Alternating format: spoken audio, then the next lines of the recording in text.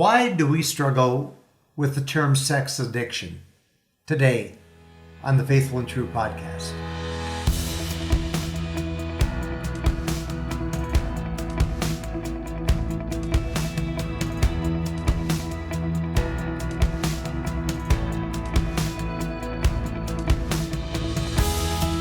Welcome to the Faithful and True podcast. We're back again today by popular demand.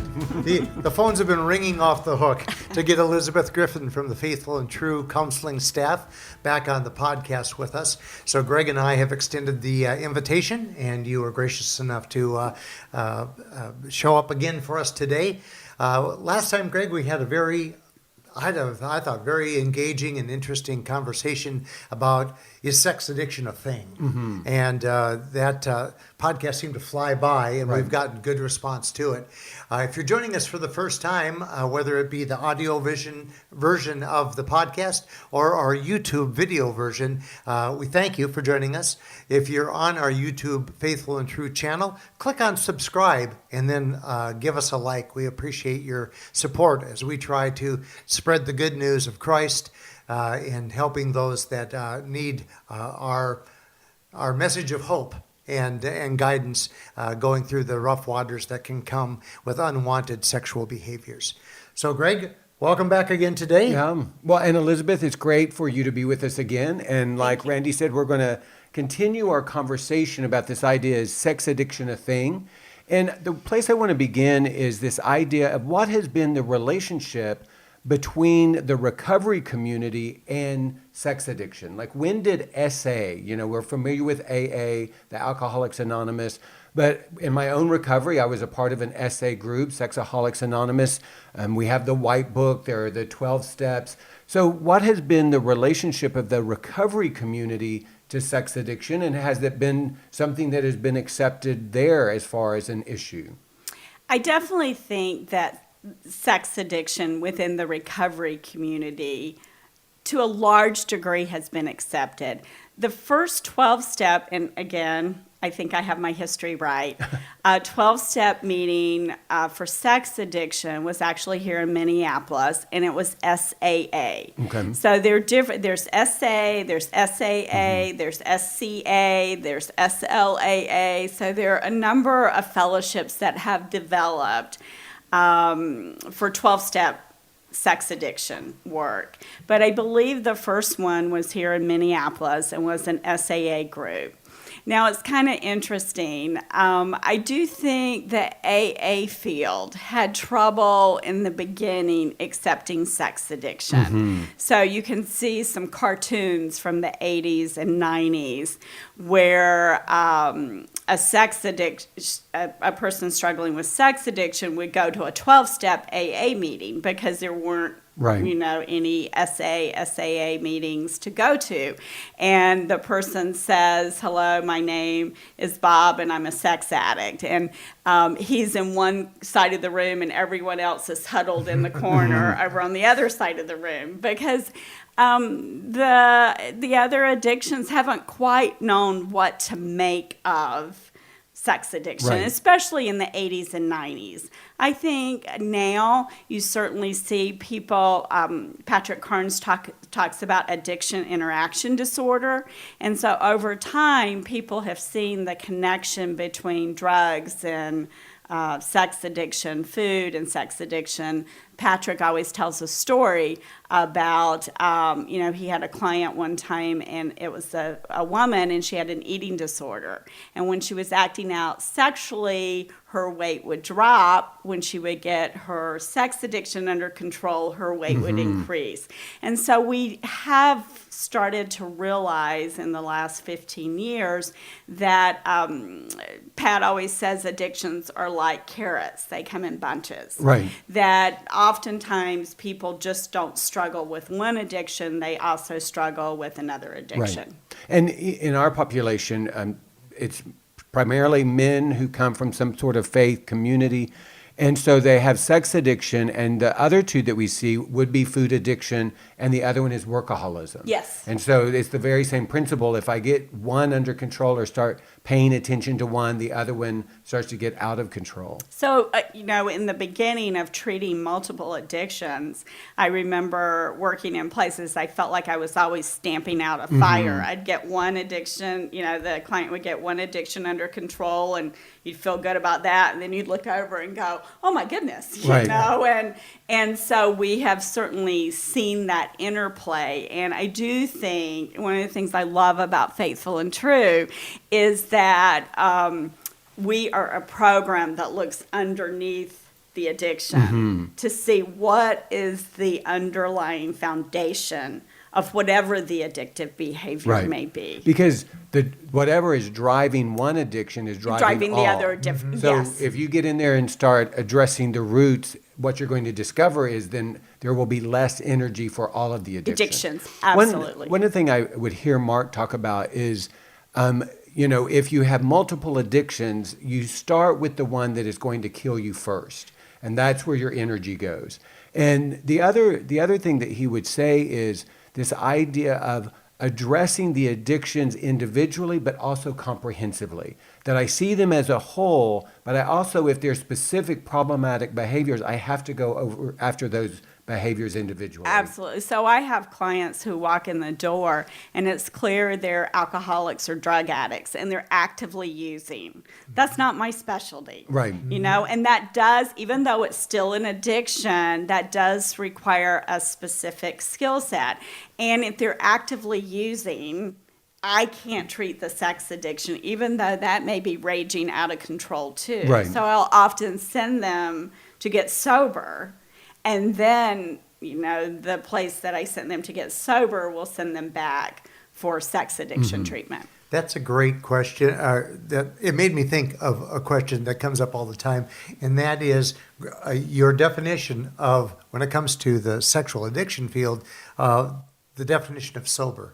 Because we'll use that phrase, and a lot of times we'll get questions about what does sober mean. Right. Well, in a broad sense, sobriety is when you are free from the problematic sexual behavior. Specifically here at Faithful and True, we have made that a little bit more specific using the terminology of lamp, so that when I'm lamp sober, that means I'm no longer lying, I'm not involved in some sort of adulterous relationship in all of its definitions, I'm not using masturbation, and I'm also not using pornography. And again, within the Christian community, there may be some conversations about whether or not masturbation is acceptable. But what we know is for someone who is struggling to maintain sobriety and control their sexual behavior, that masturbation can in itself be problematic. So it's not necessarily a conversation about morality, it's a conversation about what is helpful, what is practical. And so for us, when we're working with an addict, we would encourage them not to engage in masturbation because of the tendency it can have to lead to other things, and open the door to those other behaviors that will be much more destructive. So one of the things I would also identify is Mark would talk about early on. He went to an AA meeting that he kind of fit what you were talking about, where when he got out of treatment, there wasn't a lot of things that were available for him. And so he started going to an AA meeting, and then from that AA meeting, an SA meeting actually began. And my guess is over time that some of what has been experienced by people, and that was 35 years ago, so we do know that there's more of the SA available. And even within the context of the church, there's now life groups and Celebrate Recovery. So there are resources out there where on some level there's an acknowledgement that this is an issue. Yes. I think we talked in the last podcast about the issue of some professionals not thinking it's an issue because it's not in the diagnostic manual. And what's been so interesting about the sex addiction field, and when I train professionals, I always talk about this. Whether you believe sex addiction exists or whether you think it should be caused something else, what has really resonated with people who struggle with whatever you want to call this issue or for an issue that doesn't exist has been sex addiction. And that has been what Patrick Carnes has really his gift to people who've struggled with this issue is his model. More than any other model, I can say to a client, I can use hypersexuality, and they kind of look at me like, but I can say sex addiction, and that resonates. Right. So I feel like that as a professional, I need to look at what seems to be important to the people I work with, and what is a model that they feel connected to, because maybe I may feel connected to a totally different model, but I'm not the one struggling, right. And I'm not the one coming for help. So I do believe that the sex addiction field has really, in many ways, been driven by people who struggle with the issue, because that has felt what works for them. Right. And in some ways, the need and how it is talked about is what's been driving the issue. Yes. As soon as Patrick Carnes came out and started talking about sex addiction, and you could read a book and see your life described, and immediately you saw yourself in there. And so whether the professional had read the book or not, in fact, Mark Laaser told the story of how he was working with a client prior to his exposure, and the client brought him one of Patrick Carnes' books. He read the first page and then put it on a shelf because he wasn't ready to read it yet. Right. And so it's that idea that when you start reading and it's described for you and you see yourself in it, that can be very threatening, but it can also be incredibly freeing because you realize you're not alone. Very powerful. And so I do believe that it is the people who have struggled with this issue who, as you said, move the field to the point that finally professionals were like, well, maybe there is something here that we're missing because everyone's bringing me this book. Right. No. And I think that we see that at Faithful and True, where someone has read Mark's book, Healing the Wounds of Sexual Addiction, or someone's read Deb's book, Shattered Vows, and immediately they find themselves in that book, and it becomes about, one, hope that there is a way forward, but it's that awakening, that realization of I'm not alone. And the nature of shame is it sends us into isolation. We do believe that we're the only one that struggles with this. And so there is a benefit to hearing others talk about it, for it to be acknowledged. I often say, if you want to change the culture of your church around this, then it needs to come from all voices, and it needs to be talked about in such a way that it's less shameful and it's more hopeful. Exactly. Well, this brings us to a good place to kind of talk about, so, we see the benefit of talking about sex addiction, but we also know that there's some resistance out there to it.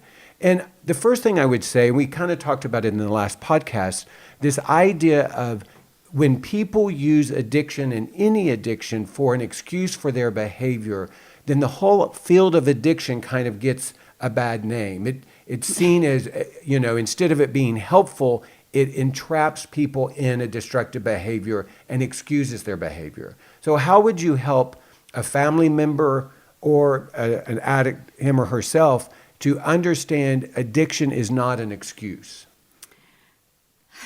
I don't have a great answer for that. Well, not a short answer for Right, that. yeah. I think it's a process. One of the first things that you brought up in the last podcast, which I thought was such a great analogy, if you grew up with an addict of any kind, and this is, common, that oftentimes, Right. Clients who struggle with addiction have grown up in families that struggle with addiction, that the role model you've seen is someone who's not taken responsibility. Because that, I don't think under the addictive disorders, that's not in the DSM, I'm pretty sure. But one of the earmarks of addiction is I can't take ownership of my own behavior. Right. That is always about the alcohol or about you. And so I think that is a journey for a lot of people. I think it is language that I start to use in the very beginning, that addiction is not about finding excuses. It's about that you engaged in the behavior and ownership. And so, but I don't think that happens just in one conversation with families or with an addict. Right. I think that, and for some it does. For some people, they walk in and they've already gotten past, like, they understand this is my problem. Right. I can't blame this on my wife. I can't blame this on my church or my religion. This is my problem. So accountability is a big part of the recovery process. Accountability is all of the recovery process, I think. And until people take that first step, like to me, if someone comes in and has taken that step, then we're halfway, we're way down the road. Because that is the initial hurdle to jump, is taking ownership and responsibility. And I think it's many conversations. And I think some therapists like if people don't do that in the beginning, they're not good clients. Well, if they could do that in the beginning, they probably wouldn't be in my office. So I think sometimes we expect people to get over that hurdle very quickly. And I think especially if you come from a family that was your messages you got in your family, and you have had years of acting out, that's a difficult and long journey to truly understand taking responsibility. Right. Well, and even if there's not an addiction, did you grow up in a family where people took responsibility for their choices? Right. And a great way to measure that is, did people in your family apologize? Did you hear people say, you know what, I did that wrong. I'm responsible, I'm going to own that, and I want to apologize for my actions. And what we see is, in a lot of families, maybe there's not an overt addiction, but there also wasn't a lot of ownership. And what we know is, the way I describe it is, blame and shame are on the same pendulum. Mm-hmm. And at one end of the pendulum is blame that says it's all your fault. And at the other end is shame, where it says it's all my fault. But neither one of those are truth. And so the truth is what sets us free. So blame and shame holds us hostage. Mm-hmm. And one of the most difficult things to do, especially where there's been a lot of shame or a lot of blame or both, is begin to shift to that place of ownership that starts with the truth.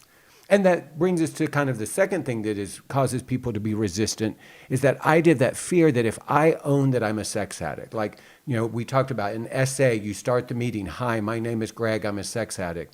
There's so much fear that that's going to become my label, that's going to become my identity, that becomes all of who I am. And so we want people here to understand it's part of your story, it's not all of your story. It's part of your truth, it's not all of your truth, and it will never be your value and identity, because that comes from God. And for many, that shame, that fear that this is going to become who I am, creates that resistance to being able to say it. Well, I think oftentimes people who are addicts struggle with black and white thinking. Mm-hmm. And being able to recognize that this is just part of who I am, is not the entirety, that there are parts I really regret and I've made bad choices, and the ampersand, which we talk about at Faithful and True all the time, and I'm also a good man. Right.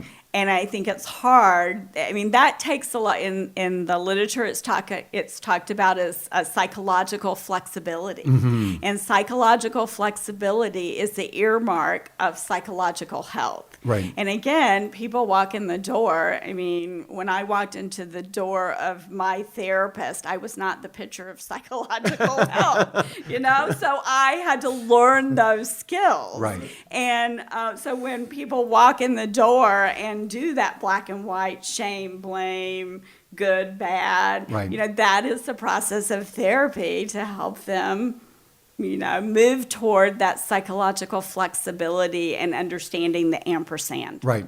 Well, and that either or thinking, anytime we're in that, I'm either good or bad, I'm either in or out, I'm either right or wrong, that is always an attempt to create safety. Right. In fact, one of the things that we can all struggle with is self-righteousness. And the way that I define self-righteousness is when I'm focused on all the things I haven't done versus truly owning the things that I have done. Well, again, self-righteousness is an attempt to create safety, because my belief is my truth is too unsafe. But if we can find a way, and it's through that both and theology and thinking, that allows me to encompass all of the truth. One of the things that we teach at the workshop is, if it's not the fullness of the truth, then it's not the truth. So if there's any part of the truth, either God's truth, the truth about God, the truth about you, the truth about yourself, any truth is missing, then it's not the fullness of the truth. Mm-hmm. One other thing that I'd like to just talk about, and And I think this is another reason that people can be resistant to this idea of sex addiction, and that is the way that sex addiction is presented in the media. There was a time when you didn't hear anything about it, and then it seemed like there was a season when there were these kind of sex addiction was the butt of jokes, that it was used to be a humorous thing. It kind of downplayed the chaos and the way the media might have presented it, whether it was a sitcom or a movie. It was an excuse for behavior. And I think that what's true is when some difficulty, some pain is presented in a humorous way like that, it can create chaos about how to understand it. Yes, I mean, everything you say is true, and it's unfortunate that I think sexuality as a whole gets so misportrayed in media, and that sex addiction in particular, that is a soundbite. You know, Right. and again, we're talking about a complex issue that is very painful for many, many people, that has never really in the media, well, I probably shouldn't say never, that very rarely is portrayed as something that is serious, painful, shame-based. And I think it can get a quick laugh. Right. And I think, you know, in lots of media, it makes for the quick soundbite, it makes for the quick laugh, it makes for good TV to talk about Right. it, but not to really talk about what's underneath it. You know, the behaviors we've all, you know, whenever we hear those politicians or those leaders who Right. have done something that, you know, in the field we clearly, you know, we understand that it's more than a quick soundbite, that there's pain and history. And as we talked earlier, there's always that the roots of it. Right. That that is a story, but that's a story that's not a soundbite. Right. Well, and I also, you have alluded to this idea that if you are exposed to any media now, on any given day, there's going to be someone who is exposed for having made difficult and painful choices in the area of sexuality, whether it's a leader, a politician, an actor or actress. But what we see is that maybe we're so exposed to it that we now have this inability to really engage the complexity of the conversation. And I think there's also this part of us that we want things that are complex to be simple. Yes. And so there is a part of us that navigates the most complex things and tries to simplify them. And I often say, if you try to take something complex and simplify it, you just look foolish. Another thing that I think is true is there, like you said, there are some attempts to really engage the complexity of the issue. There are some movies or TV shows that have really, I think, tried to present it in a more realistic way. But the challenge is, this is a fairly new field. Yes. That very. in the context of human development, even the conversation is not that old. And so it's not a language that we speak fluently in its complexity. And so if the only thing I know about it is what I'm getting from a sitcom, then it does make sense that I minimize it and see it as not a thing, as my son would say. But for those of us who every day are surrounded by people whose lives have been destroyed by these sexual choices, this unwanted sexual behavior, it's not something that we can easily laugh at because we see the pain behind the circumstances. And again, to reference back to the field of alcoholism, I think we're about 20, 25 years behind that field. Because if you think back to what we saw on TV around people who drank, you know, it was often in the early days made fun of, or the town drunk, Right. you know. And so I do think we will get there. Right. But I think it is a process. And I do think, you know, if, you know, for a lot of us, you know, me included sometimes, if I make something simple, it feels like I don't have to deal with it. Right. You know, when I start to unpack it, it becomes complicated and a mess, and there are no easy answers. And that doesn't feel good sometimes. Right. And so it's just much easier to put it in a little box. But I do think we're making progress. I do think now that people do have resources and people can find help, which is certainly different than it was 20, 25 years ago when Mark had to go to an AA meeting. Right. And so I do think we're making progress, but we certainly aren't where we all hope we'll be someday. Right. She inadvertently did it again. She brought us to the end with the perfect statement, because we want to reach out and offer that help and that hope that you may be looking for today. And we appreciate you taking the time to listen, to watch, and to hopefully benefit from our podcast. Again, we're going to cordially invite you to like us on our YouTube channel. Subscribe, if you would, please. Click on the like. We really appreciate that. And we hope that the volume of material that we have available on the Faithful and True website can be of benefit to you and support to you. We also invite you, if you're hearing this message and going, I need that level of help, I need that level of understanding, please take a look at our Men of Valor workshop. We also 2 and 3 times a year do a workshop for the wives called the Women's Journey Workshop. And once we get through these unprecedented times, we'll get back to being able to offer these workshops in person. In the meantime, we're offering them virtually, and Greg leads the way there with the Men of Valor workshop via our professional level of Zoom. So until we join you again, Elizabeth, thank you so much for joining us on back-to-back podcasts. And we hope that you can join us again soon, because you bring great insight and experience to share with our audience. We really appreciate you for that. And Greg, we always appreciate you. Thank you for showing up today, as usual, because the audience does not want to watch me for 30 minutes.